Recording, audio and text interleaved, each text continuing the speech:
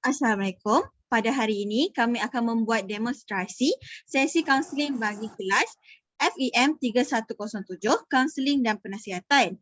Jadi, saya Masyita binti Zainal 209357 sebagai kaunselor dan rakan saya nama Saya Nur Zakia binti Ahmad, nombor matriks 202956. Baiklah, kami akan mulakan demonstrasi kami. Assalamualaikum Cik, apa khabar? Cik sihat? Salam, sihat. Baiklah Cik, saya nak tanya, Cik lebih selesa dipanggil apa ya? Oh, boleh je panggil saya Zakia.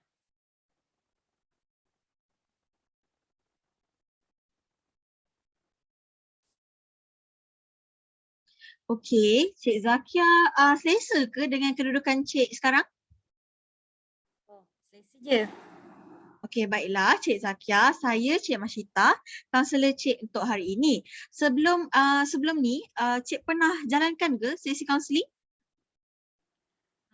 Sebelum ni saya pernah pergi sesi kaunseling sewaktu tingkatan 6. Tapi saya berjumpa tu hanya untuk mendapatkan nasihat mengenai jurusan yang akan saya ambil pada AD University nanti. Tapi yang tu saya buat secara berkumpulan lah. Tapi yang ni untuk kali pertama saya buat secara individu. Faham. Okey. Baik, sebelum kita mulakan sesi ini, saya ingin menerangkan serba sedikit tentang sesi kaunseling ni. Boleh ya Cik? Okey, dalam masa sesi kaunseling kita ni, kita akan dijalankan secara tertutup dan di bawah etika kerahsiaan. Jadi kalau ada masalah yang berlaku, saya akan merujuk pada etika tersebut. Boleh ya Cik? Boleh, boleh. Sebelum tu, boleh saya tahu ke berapa lama sesi kaunseling ini akan dijalankan? Baiklah, untuk pengetahuan Cik Zakia, sesi kaunseling ini dijalankan selama 20 ke 25 minit. Jadi bagi membantu Cik Zakia lebih selesa untuk kita mulakan sesi kita ni, apa kata kita berkenalan dengan lebih mendalam lagi? Oh, boleh je. Nama saya Zakia Ahmad. Saya berasal Melaka dan saya merupakan pelajar Bachelor Sains Pembangunan Manusia. Sekarang saya tahun 2. Saya berumur 23 tahun dan hobi saya suka tidur dan makan. Saya faham, memang itu hobi kegemaran semua orang, betul tak? Okey. Betul. Okey, baiklah. Saya dah tahu serba sedikit tentang Cik Zakia ya. Cik Zakia merupakan pelajar di UPM ya? Ya, betul. Okey, baiklah. Cik Zakia, sesi ini kita jalankan untuk membantu Cik Zakia ya. Sebelum tu boleh saya bertanya sedikit, apa masalah yang Cik hadapi sekarang ni? Boleh je. Macam ni, saya ni datang ni untuk berkongsilah masalah yang saya hadapi sekarang. Saya rasa sejak PKP tu saya rasa kurang berkeyakinan lah. Terutamanya bila berhadapan dengan orang lain. Dan tak ada siapa lagi yang saya pernah luahkan masalah yang saya alami ni. Okey, saya faham apa Cik cuba sampaikan. Memang sukar ya untuk kita ni sebagai manusia meluahkan sesuatu yang kita rasa, yang kita pendam dekat orang lain. Jadi Cik boleh tak ceritakan dengan lebih mendalam lagi apa yang Cik rasa? Ada macam ni, saya rasa hari demi hari saya rasa macam kurang keyakinan dan rasa takut berhadapan dengan orang sebabkan berat badan saya yang naik. Dan itu setiap kali saya jumpa kawan-kawan atau saudara mara, mereka akan kritik berat badan saya sampai ke satu tahap saya rasa macam orang yang berisi, yang berbadan gempal, gemuk dan sebagainya ni macam satu kesalahan lah, kesalahan yang besar kat masyarakat ni. Saya faham mengikut apa yang Cik Zakia cerita tadi. Cik rasa tertekan kerana kurang keyakinan pada diri sendiri akibat berat badan Cik yang semakin meningkat dan Cik juga rasa tak selesa apabila dipandang oleh masyarakat. Betul ke? Betul tu. Sebelum ni saya okey je bila berjalan ke, keluar ke dengan kawan-kawan ke, saudara mara ke. Tapi bila bila dikritik ni saya rasa macam terus hilang confident lah untuk bergaul dengan orang. Baiklah, Cik boleh teruskan. Selain itu, saya juga boleh dikatakan hampir mengalami tekanan, tidak makan, minum dan berkurung dalam bilik. Malah saya pernah menangis seharian sampai bengkak mata saya, dan lebih teruk lagi bila keluarga rakan-rakan ajak keluar, saya lebih rela tinggal di rumah daripada berjumpa mereka. Jadi disebabkan inilah saya rasa tertekan dan saya lebih suka untuk bersendirian dari bergaul dengan orang-orang di luar sana. Saya faham. Jadi Cik Zakia hampir mengalami tekanan dan tidak berselera untuk keluar minum atau makan, betul? Pada pendapat saya, isu ni memang akan menjadikan seorang individu sangat tertekan ya, dan saya yakin Cik juga memang stres lah dengan isu ni. Tapi boleh saya tahu apa inisiatif yang Cik pernah lakukan mengenai isu ni, contohnya sebagai bersenam ke, diet ke, boleh Cik ceritakan serba sedikit kepada saya. Boleh. Saya sebelum ni saya pernah lah buat diet macam defisit kalori semua tu. So saya juga pernah exercise macam jalan kaki sekurang-kurangnya 3 km setiap pagi. Saya buat zumba, saya buat yoga. Samping tu juga saya kawal pemakanan saya. Macam kurangkan pengambilan gula ataupun garam. Saya juga kawal portion makan saya ikut piramid makanan dengan makan secara suku-suku separuh. Saya lebihkan protein dengan dan saya kurangkan lemak. So tapi sebabkan saya ni tinggal kat rumah, jadi benda tu amat sukarlah saya teruskan. Jadi malah diet yang saya buat tu hanya sebulan je saya mampu bertahan. Dan bila saya dah buat sebulan tu, saya tak nampak perubahan apa-apa dalam diri saya, macam turun berat badan ke apa. Jadi saya rasa hilang keyakinan lah. Okey, saya faham. Cik dah lakukan macam-macam inisiatif, macam diet, kurangkan gula, bersenam. Tapi inisiatif yang Cik lakukan sepanjang Cik tempoh Cik cuba tu tiada kesan, betul ke? Betul tu. Sebab tu saya mudah mengalah dan tiada keyakinan apabila bersama rakan-rakan. Faham, baiklah Cik Zakia. Boleh saya tahu apa habit Cik Zakia seharian? Contohnya kalau Cik Zakia suka makan makanan berminyak ke, suka makan yang manis ke, boleh Cik ceritakan serba sedikit? Macam rutin makan saya ataupun diet sebelum rutin makanan yang saya buat sebelum diet ni, macam saya sebenarnya kurang minum air putih lah atau air kosong, sebab saya lebih suka makan atau minum benda-benda yang manis. Dalam seharian tu kalau saya tak minum memang tak boleh, sebab saya suka sangat dengan benda-benda manis. Lepas tu saya juga suka tidur lambat. So saya sebenarnya akan tidur pukul 1, pukul 2, pukul 3. So bila saya tidur lambat ni saya akan rasa lapar. Bila saya lapar malam-malam saya akan makan lah Maggi ke. Saya akan goreng benda-benda yang boleh goreng yang ada di dalam peti ais tu, macam sausage, nugget, saya akan makan. So bila sebabkan itulah saya rasa punca saya ni berat naik. Lepas tu yang lebih parah lagi, saya jarang makan sayur-sayur.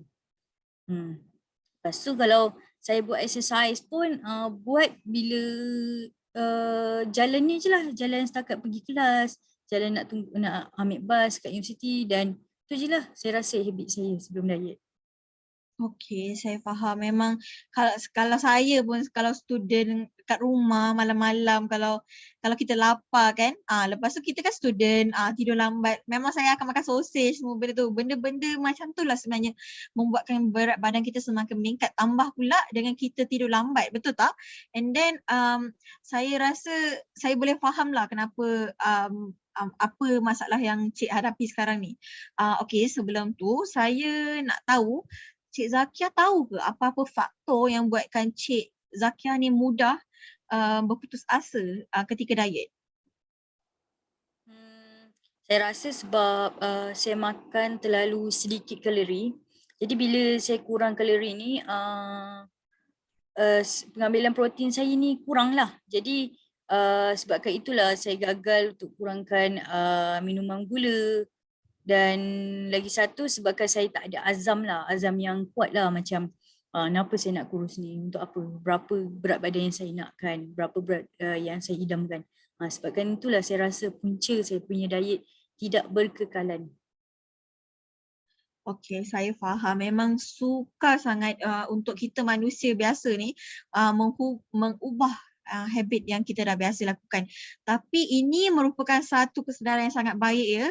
Cik Zakia dah mula bimbang tentang berat badan yang semakin meningkat. Okey, mungkin dengan ni Cik Zakia boleh mulakan hidup dengan lebih sihat dan terkawal. Okey, okey, baiklah, boleh Cik teruskan lagi. Boleh.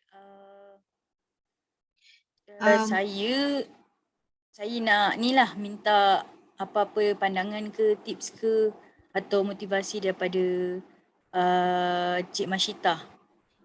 Okay, sebelum kita terus jump in dengan tips dan sebagainya, saya nak tanya satu benda lah. Mungkin benda ni ofensif ke apa, tapi saya nak tanya, Cik, kawan-kawan Cik pernah ke bercakap secara menerang tentang fizikal Cik? Sebab tadi Cik ada mention ya, Cik rasa kurang confident bila diorang mengata.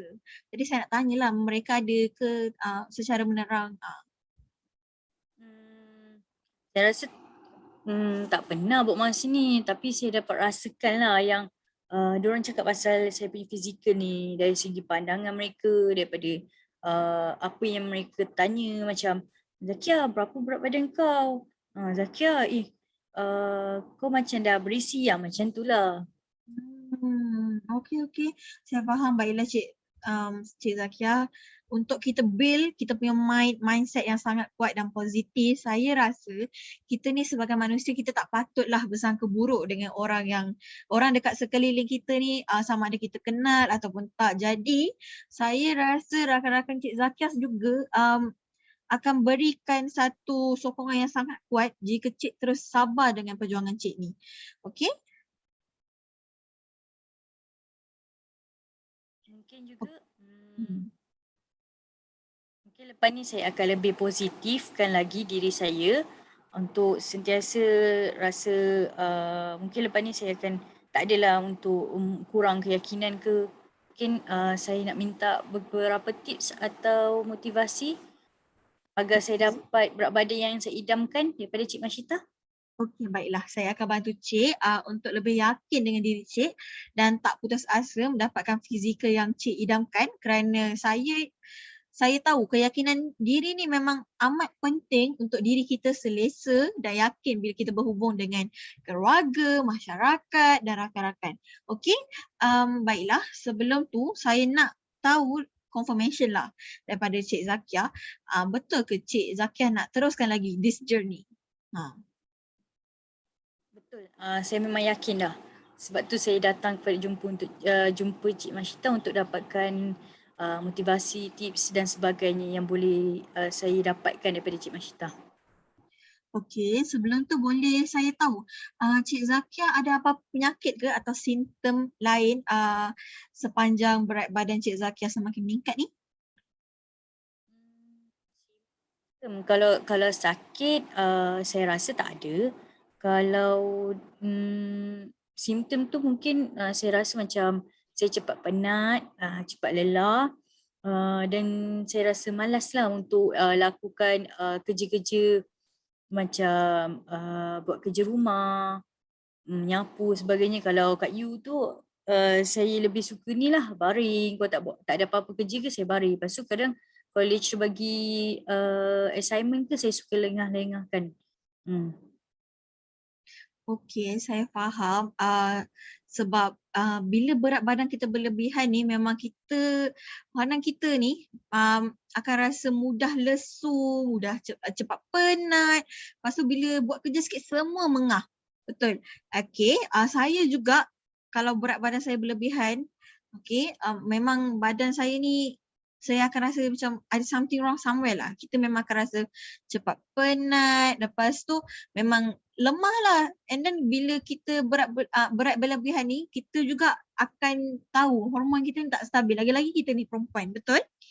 Jadi saya rasa memang patutlah Cik Zakiah mulakan journey baru secara perlahan untuk menurunkan berat badan ni. Sebab berat badan berlebihan memang akan memberi banyak risk untuk kita sebagai manusia. Contohnya, kalaulah kita ni terlalu gemuk, kita akan cepat dapat tekanan darah tinggi, kolesterol. Lepas tu arteri kita ni akan tersumbat. Okey, ketiga-tiga condition ni akan benda ni tak remeh tau, sebab benda-benda ni akan attack kita punya sakit jantung.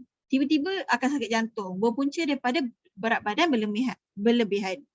Okey, jika kita gemuk juga, ini akan membuatkan terjadinya satu penyempitan dan tersumbatnya arteri. Lepas tu Cik Zakiah juga akan berisiko tinggi untuk kena silent heart attack and stroke. Okey, kita tak tahu benda tu datang pada mana, tapi kita tiba-tiba kena sakit jantung tu. Punca dia hanya satu je, pemakanan kita tak terjaga. Tak apa, saya akan bantu Cik Zakiah dalam perjalanan ni. Boleh? Boleh Cik Mashita.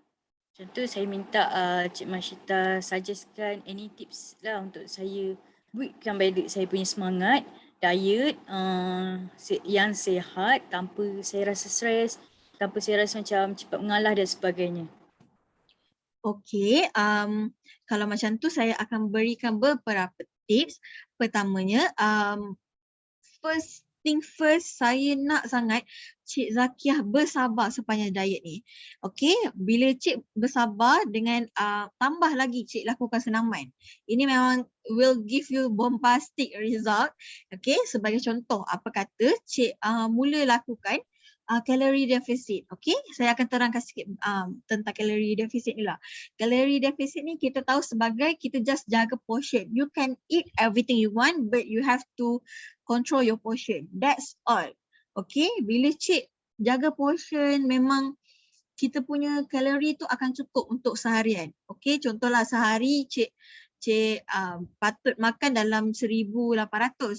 Okey, tapi Cik kalori deficit kan, Cik kurangkan 500 lah contohnya. Jadi 1,200 untuk sehari.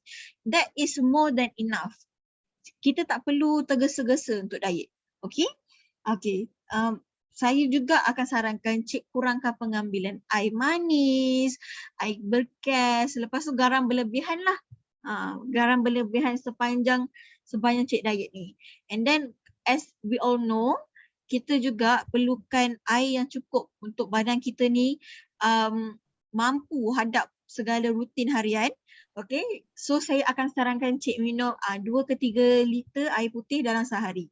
Okay, jadi saya akan terangkan balik kenapa Cik perlu bersabar dalam perjuangan Cik ni.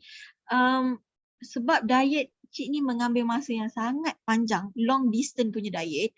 Okay, Cik punya mental tu akan fikir naik turun. So kalau dalam journey diet ni, kalau kita buat terlalu singkat, okay, body kita akan stress tau. So kita punya body tu turun berat badan tapi dia akan lagi cepat naik. So if Cik buat dalam masa yang singkat, buat dalam masa yang panjang, dia akan latih minda Cik untuk build the good mental health and then good thought about the journey, and then rutin harian Cik pun akan lebih positif. Okay, selain tu saya juga akan cadangkan Cik Zakiah mengutamakan protein dan sayur-sayuran. Okay, kenapa saya tekankan protein? Sebab kalau kita tahu protein ni dia punya khasiat sangat tinggi ya. Lagi-lagi bila kita berdiet, ia boleh pulihkan otot-otot Cik yang kita dah guna semasa bersukan untuk kuruskan. And then bila kita makan sayur-sayuran yang cukup, yang banyak dan buah-buahan juga, Cik Zakiah akan nampak lebih kenyang dan juga nampak awet muda. That's why lah saya akan terangkan ni. Boleh ke Cik lakukan? Saya rasa saya mampu untuk lakukannya kerana mungkin sebelum ni saya diet secara yang salah, saya diet secara saya tak dapat mana-mana knowledge, saya diet secara saya tak google mana-mana. So saya rasa mungkinlah puncanya buatkan saya stres dan saya banyak hadkan pemakanan saya. Mungkin dengan apa yang Cik Mashita dah suggestkan kepada saya dengan pengambilan pengambilan air sehari 2 hingga 3 liter, pengambilan buah-buahan, sayur-sayuran selepas ni dengan jaga portion makan saya rasa mungkin lepas ni saya akan dapatkan diet yang seimbang lah berbanding sebelum-sebelum ni yang saya lakukan. Okey, baiklah Cik. Perjuangan Cik ni memang akan mengambil masa lah. Tapi kalau Cik mulakan dengan cara yang betul, tak memberi stres kepada badan Cik, ini akan berikan satu Cik impak di mana Cik akan lama-lama akan selesa. Okey?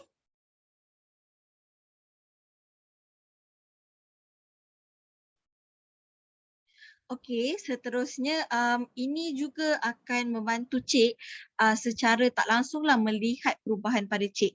Okey, saya juga dapat rasakan apabila adanya perubahan seperti itu, Cik akan mula rasa yakin dengan badan Cik sendiri.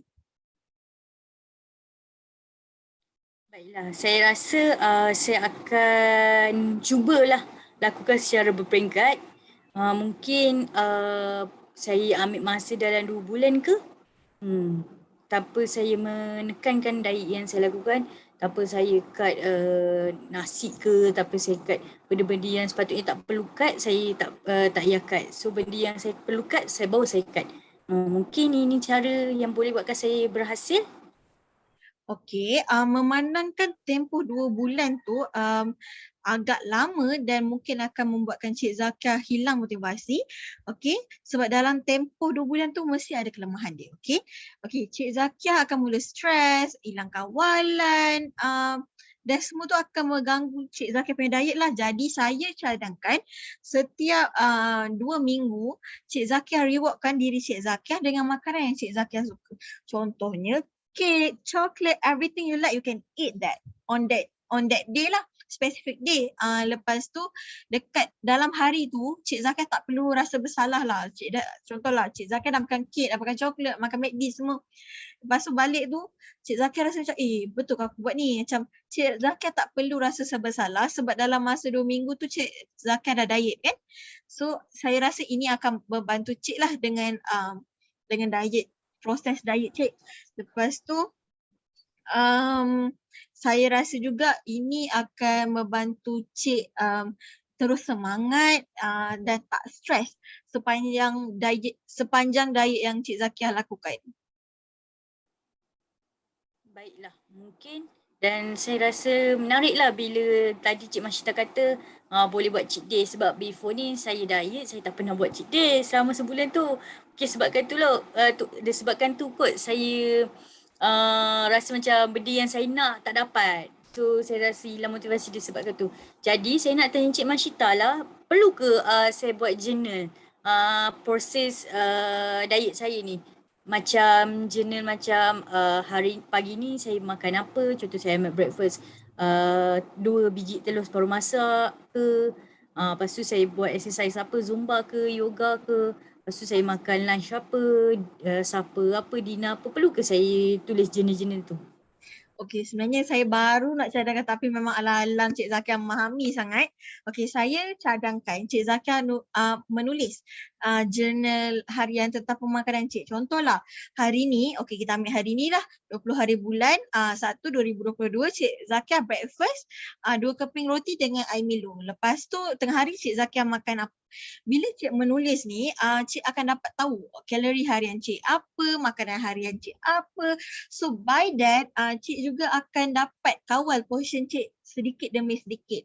Okay, ini juga secara tak langsung lah akan build your good habit. Okay, dan daripada habit yang bagus tu Cik Zakiah boleh melihat perubahan dalam 2 bulan. Perubahan Cik. Orang lain mungkin tak nampak tapi Cik Zakiah boleh nampak. Wah, saya rasa semakin teruja lah nak mula diet ni. Nampak macam lebih sihat lah berbanding sebelum ni. Saya harap proses kali ni selepas saya dah datang jumpa Cik Mashita, lebih membantulah diri saya mendapatkan berat yang saya idamkan. Okey, saya juga memang haraplah sepanjang proses diet ini Cik Zakiah memang kuat. Mungkin ini juga akan beri dorongan kepada kawan-kawan Cik Zakiah yang mempunyai masalah yang sama. So by that Cik Zakiah macam dah tahu serba sedikit tips, you can always motivate your friend about this whole journey. Lah, mungkin bila saya dah dapat berat badan yang saya idamkan, saya akan suggestkan pada kawan-kawan saya yang memerlukan tips, jumpa Cik Mashita pula. Dan saya harap saya dapat mulakan perlahan lah proses kali ni dan capai target saya untuk kurus. Bukan saja kurus untuk dapatkan berat badan yang cantik, tapi kurus untuk dapatkan badan yang sihat seperti yang disarankan oleh kerajaan kita. Betul tu Cik, insyaAllah ini juga akan membantu Cik mendapat motivasi bagi teruskan perjuangan Cik untuk kurus, untuk mendapatkan your confident back, everything will be back to you, okay? Baiklah, memandangkan Cik perlukan masa 2 bulan untuk jadikan diri Cik lebih yakin dan masalah Cik juga dapat diselesaikan. Apa kata kita bincang for the next session. Maksudnya bila dah kita tahu proses tu, kita akan bincangkan lagi pada next session. Saya nak berterima kasih lah pada Cik Zakiah sudi datang jumpa saya untuk sesi counselling kali ni lah. And then sudi juga memberi ruang kepada saya untuk membantu Cik Zakiah. Cik Zakiah nak tambah apa-apa lagi ke? Buat masa ni saya tak adalah nak tambah apa-apa, cuma saya nak ucapkanlah ribuan terima kasih kepada Cik Mashita kerana sudi juga mendengar luahan hati saya yang selama ni saya pendam hampir setahun sejak PKP tu. Jadi bila saya dah pendam yang benda yang dah lama ni, kita luahkan balik tu pada orang yang kita first time jumpa pula, first time kenal. So saya rasa amat lega lah bila dapat luah semua ni. Saya terima kasih juga kepada Cik Mashita. Okey, baik. Sama-sama Cik. Kita akan jumpa lagi pada sesi akan datang ya Cik. Baiklah. Terima kasih lagi sekali Cik Mashita. Okey, Assalamualaikum. Waalaikumsalam.